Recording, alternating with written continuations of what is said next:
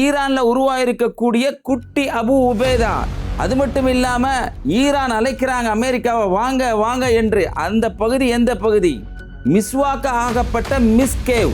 அது மட்டும் இல்லாம அவியலாக மாற்றப்பட்ட டெல் அவிவ். இது மாதிரி பல முக்கியமான தரவுகளையும் இது மாதிரி பல முக்கியமான செய்திகளையும் இப்ப களத்திலிருந்து வரக்கூடிய உண்மை செய்திகளையும் தான் இந்த பதிவுல நம்ம இன்ஷா அல்லாஹ் பார்க்க இருக்கிறோம். அதாவது நீங்க பார்த்தீங்கன்னா உலகத்திலே நாங்க தான் வல்லரசு, எங்கிட்ட தான் எல்லாம் இருக்குன்னு பீத்திக்கிட்டாங்களா இல்லையா? பீத்திக்கிட்ட இவங்களுக்கு பல்லத்த ஒரு அடி விழுந்திருக்கு. எந்த அளவுக்குன்னு சொன்னா அந்த ஈரான்ல ஒரு குட்டி அபு உபேதாவே உருவாயிருக்காரு அப்படின்னு சொல்லலாம். இந்த அபு உபேதாவை பத்தி யாருமே தெரியாம இருக்க முடியாது. காசாவுடைய நியூஸ் பார்த்த எல்லாருக்கும் தெரிஞ்சிருக்கும். அதாவது இஸ்ரேலுக்கு மிகப்பெரிய சிம்ம சொப்பனமா வழங்கி அவன் செஞ்சிருக்கக்கூடிய அநியாயத்தெல்லாம் தட்டி கேட்பதோடு சேர்த்து எங்கெங்கெல்லாம் தப்பு நடக்குதோ, எங்கெங்கெல்லாம் இவங்க அடி வாங்குறாங்களோ அந்த செய்தியெல்லாம் உடனுக்குடன் கொடுத்துக்கிட்டு இருந்தவர் தான் அபு உபேதா அவர்கள். இவங்க சகிதாக்கப்பட்டாங்க. அதே பாணிலேயே இன்னைக்கு ஈரான்ல ஒரு குட்டி அபு உபேதாவை உருவாயிருக்கிறார் அப்படின்னு நம்ம சொல்லலாம். அதாவது ஈரானுடைய ஹாத்தமுல் அல் அம்பியாவினுடைய ஜெனரலாக இருக்கக்கூடிய இப்ராஹிம் ஜுல்ஃபிகர் தான் அவர் இன்னைக்கு ஒரு செய்தியை தந்திருக்கிறாரு. என்னன்னு சொன்னா அமெரிக்காரன்ட்ட இருக்கக்கூடிய கப்பல் ஏற்கனவே பார்த்தோம் ஆபிரகாம் லிங்கனை துரத்தி அடிச்சு ஓடிக்கிட்டு இருக்கிறாங்களா இல்லையா? அதே மாதிரி இன்னொரு கப்பல் தான் என்னன்னு கேட்டீங்கன்னா USSR ஜெரால்ட் ஃபோர்ட் அப்படிங்கிற ஒரு கப்பல். கிட்டத்தட்ட இது இந்தியாவினுடைய வேல்யூல பார்த்தீங்கன்னு சொன்னா 1,08,000 கோடி ரூபாய் வேல்யூ உள்ள ஒரு மிகப்பெரிய கப்பலுங்க. இதுல இருக்க ஆயுதத்தெல்லாம் பார்த்தீங்கன்னா ஆரம் 162 அப்படின்னு ஒரு ஆயுதத்தை வச்சிருக்கிறாங்க. ஆரம் 116 ரோலிங் ஏர்ஃபோர்ஸ் மிசைல் அப்படின்னு வச்சிருக்கிறாங்க. இது எல்லாமே ஹை டிஃபென்ஸ், அதாவது லேட்டஸ்டா உருவாக்குனது. இது 2017 தான் இதை நாங்கள் கொண்டு வந்திருக்கோம் அப்படின்னு சொல்லி பீத்திக்கிட்டாங்க. இந்த பீத்துன இந்த USSR ஜெரால்ட் ஃபோர்ட் அப்படிங்கிற கப்பலை இன்னைக்கு நாங்கள் தாக்கி இருக்கிறோம், அதை ஓட துரத்தி இருக்கிறோம் அப்படிங்கிற ஒரு அழகான செய்தியை தான் குட்டி அபு உபேதா அவங்க தந்துக்கிட்டே இருக்காங்க. தொடர்ந்து இந்த மாதிரியான செய்திகளை குட்டி அபு உபேதா தந்துக்கிட்டு இருக்காருங்கிறது தான் இங்கே சந்தோஷமான செய்திகள்ல ஒன்றா இருக்குதுங்க. வெல்கம் டு அமெரிக்கா, அமெரிக்கா உங்களை வரவேற்கிறோம், இந்த இடத்துக்கு உங்களால வர முடியுமா அப்படின்னு ஈரான் கூப்பிடுறாங்க, கேட்குறாங்க. வாங்கப்பா, உங்களுக்கு தான் எல்லாம் இருக்குது, உங்கள்கிட்ட தான் எல்லா ஆயுதம் இருக்குது. மஜீத் சொல்லுகிறார், உங்கள்கிட்ட எல்லா ஆயுதம் இருக்குது, நீங்க இந்த இடத்துக்கு வர முடியுமா, இந்த இடத்துக்கு வந்து பார்க்க முடியுமா அப்படின்னு ஒரு கேள்வியை தொடுத்திருக்கிறார். இந்த இடத்துக்கு வந்தீங்கன்னா இந்த இடம் தாண்டா உங்களை புதைக்கிற இடம் அப்படிங்கிற மாதிரி மஜீத் ஒரு பதிவை செஞ்சிருக்கிறாரு. பதிவை செஞ்சுட்டு அவர் சொல்றாரு, இன்னைக்கு எங்க ட்ரோன் மூலமா நாங்க அட்டாக் பண்ண இடம்லாம் பார்த்தீங்கன்னு சொன்னா அமெரிக்கா எங்கெல்லாம் தளவாடங்களை வச்சிருக்கிறாங்களோ, அதாவது பார்த்தீங்கன்னா உலக நாடுகள்ல எந்த ஒரு நாடும் தன்னுடைய நாட்டினுடைய தளவாடங்களை வேற எங்கேயும் போய் வச்சிருக்கதை நம்ம பார்க்கவே முடியாது. இந்த அநியாயக்கார பயில்கள் தான் ஒவ்வொரு நாட்டையும் ஆட்டையை போட்டு அதுலேயே நம்ம கைக்கூலிகள் இருக்காங்களா இல்லையா, அரபு கைக்கூலிகள், அந்த கைக்கூலிகளுடைய நாட்டில் போய் தளவாடங்களை வச்சுக்கிட்டு இருக்காங்க. அப்படி வச்சிருக்கக்கூடிய பகுதிகளில் ஒன்று தான் குவைத்து, பஹ்ரைனு, UAE, சவுதி, துருக்கியிலையுமே இருக்கதான் செய்யுது. அப்படிப்பட்ட பகுதியில் ஒரு பகுதியாக இருக்கக்கூடிய அல் நுபா, அல் நுவேஸ், அல் கரஜ், அஷ்ராக் போன்ற பகுதிகள்லாம் நாங்கள் தாக்குதல் நடத்தியிருக்கோம் அப்படிங்கிற ஒரு செய்தியை சொல்லிட்டு, இது மாதிரி நெருங்கி வர முடியுமா, ஒன்றும் நாங்கள் சொல்ற எல்லைக்கெல்லாம் உங்களால் வர முடியுமா, வெல்கம் டு ஈரான் அப்படின்னு சொல்லி மஜீத் இன்னைக்கு வரவேற்றிருக்கிறாரு.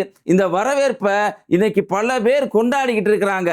இப்படிப்பட்ட வரவேற்பை தாங்க எதிர்பார்க்கிறோம், இப்படிப்பட்ட வரவேற்பை கொள்ளி தான் அவங்களுக்கு அந்த பயத்தை உண்டு பண்ணியிருக்கீங்க, ரொம்ப அற்புதமான செய்தியா இருக்குன்னு பல பேர் இன்னைக்கு அதை கொண்டாடிக்கிட்டு இருக்கிறாங்க. மிஸ்கேவ், அதாவது இஸ்ரேலுடைய வடக்கு பகுதியில் இருக்கக்கூடிய மிகப்பெரிய ராணுவ தளவாடங்கள்ல இது ஒண்ணுங்க.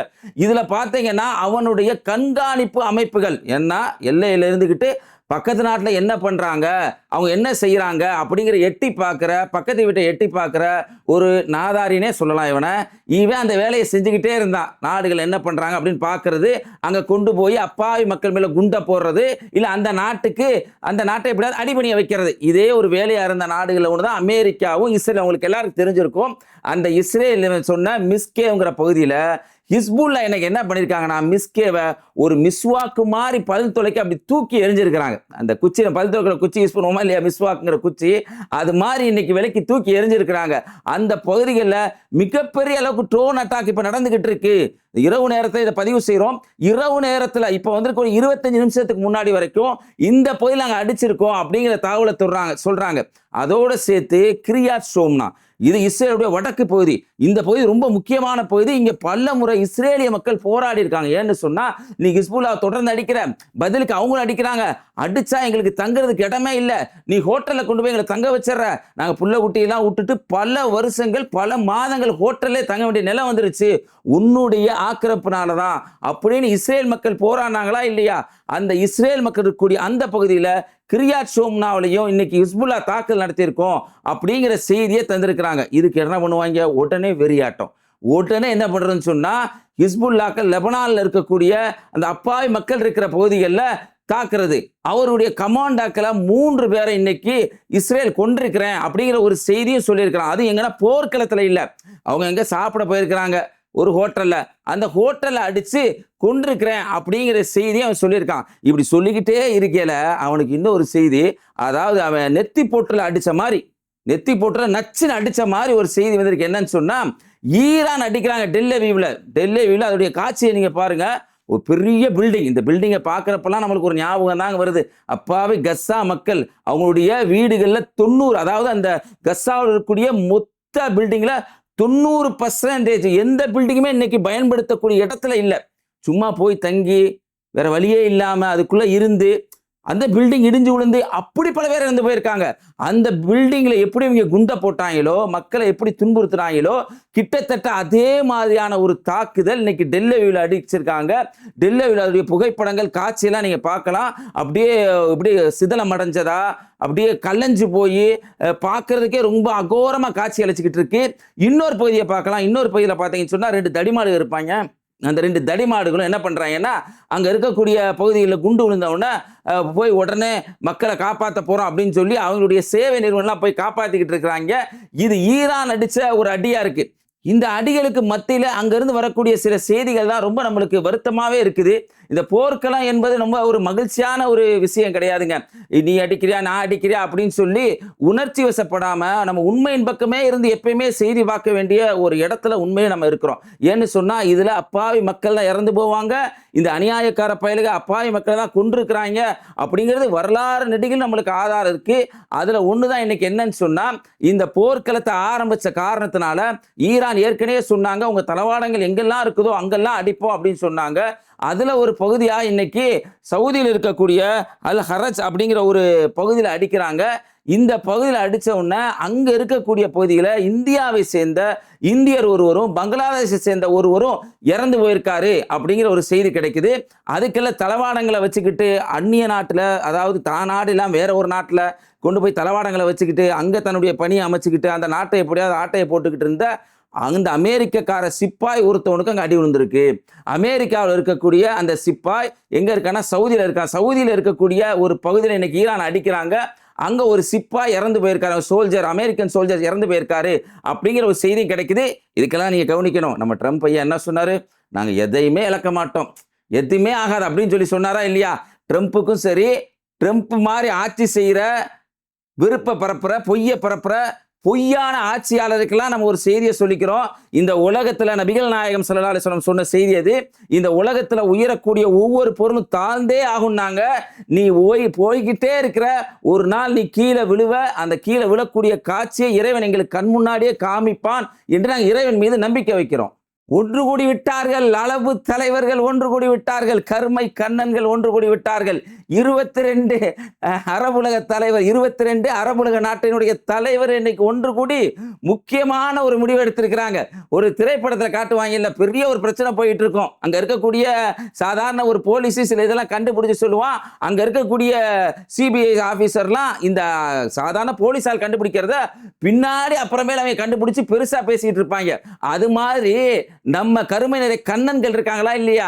இந்த வளைகுடா நாட்டில் இருக்கக்கூடிய 22 முஸ்லீம் லீக் நாடுகள் இவங்க எல்லாம் சேர்ந்து நாங்கள் ஈரானுக்கு கண்டனத்தை தெரிவிக்கிறோம், நாங்கள் கண்டனத்தை பதிவு செய்கிறோம் அப்படின்னு ஒரு பதிவு செஞ்சுட்டு எங்க போனாங்கன்னு கேட்டீங்கன்னா, நோம்பு திறக்க போயிருப்பாங்க, இல்ல சவர்மா திங்க போயிருப்பாங்க. ஒன்னத்துக்குமே லாய்க்கு இல்ல.